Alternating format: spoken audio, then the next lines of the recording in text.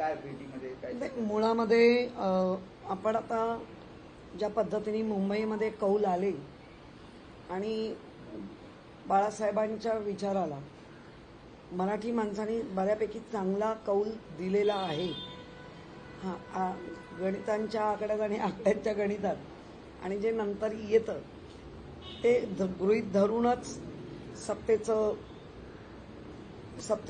कोण असणार महानगरपालिकेच्या, तर आज भाजप आणि शिंदे गुट सत्तेत आहे.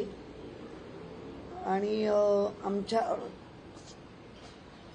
ज्या सदस्यांची संख्या आहे ती एकनी सगळीकडे कमी आहे, पण तरी पण 10:30 पर्यंत जो फॉर्म वगैरे आम्ही सगळे पाठवलेले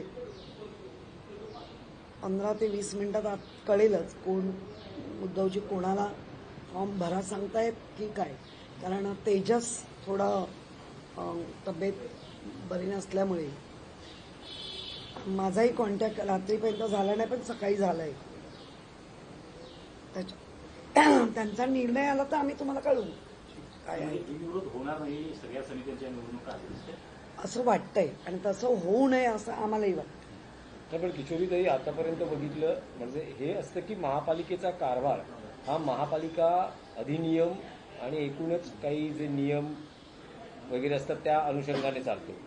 महापालिका सभागृहात तुम्ही पहिल्यांदा रूढी प्रथा परंपरांवर बोललात आणि पहिला प्रस्ताव आला होता जी निवड झाली महापौरांची. पण आता असं दिसतंय की स्थायी समितीमध्ये जी रूढी प्रथा परंपरा आहे ती पक्षाचा गटनेता असणं, विरोधी पक्षनेता असणं, हे शिवसेना उद्धव बाळासाहेब ठाकरे पक्षात दिसत नाही. कारण तुम्ही गटनेत्या विरोधी पक्षनेते आहात, पण पक्षानं तुम्हाला स्थायी समिती किंवा अन्य कोणत्या समित्यांमध्ये स्थान दिलेलं नाही. विरोधी पक्षनेते पदाची निश्चित जबाबदारी सोपवली आहे. मुळामध्ये प्रत्येक वेळेला ह्या प्रथा परंपरा अलिखित नियम यांनी चालतं हे बरोबर आहे, पण आमच्याकडे पण मोठ्या प्रमाणात निवडून आलेले नगरसेवक आहेत आणि निवडून आलेल्या नगरसेवकांना किमान सदस्य म्हणून मिळाला पाहिजे. म्हणजे मी विरोधी पक्षनेता असणार, मीच जाणार तर माझ्यामध्ये एक हे कमी होणार आणि जिथे अगदी बरोबर असेल तिथे पक्ष नक्की विचार करेल.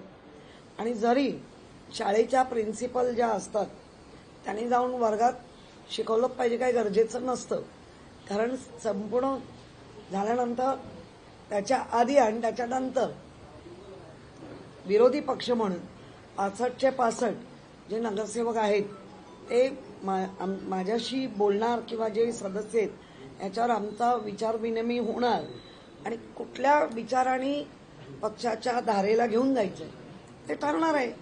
त्यामुळे माझं तिथे असणं किंवा नसणं ह्याच्याशी मला आत्ता तरी म्हणजे पुढेही जो पक्ष निर्णय घेतो ते योग्य यांनीच घेतो, कारण सगळ्यांना हे दिलं पाहिजे. कदाचित म्हणजे साहेबांनी मला वाचवताना पण तेच सांगितलंय, प्रत्येकाला 1 वर्षाचा टर्म मिळणार.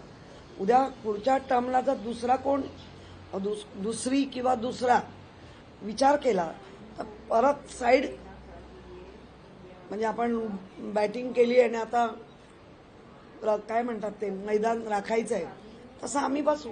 हे पक्षाच्या निर्णयाला आणि ध्येय धोरणाला धरून आम्ही काम करतोय. किशोरी संतोष दुरींनी आपल्या टोला लगावला. ते म्हणतात की तुमच्या भ्रष्टाचारामुळे तुम्हाला कुठल्याही समितीचं पद दिलं नाही. इव्हन त्यांनी उद्धव ठाकरेंचं अभिनंदन केलं, तुम्हाला कुठलंच पद दिलं नाही. काय आहे, बाडगे असतात ना, बाडगा जास्त मोठा बांग देतो, कळलं, ती बांग आहे त्याची.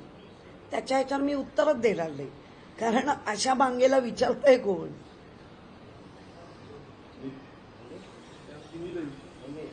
नो हिंदी, फक्त मराठी.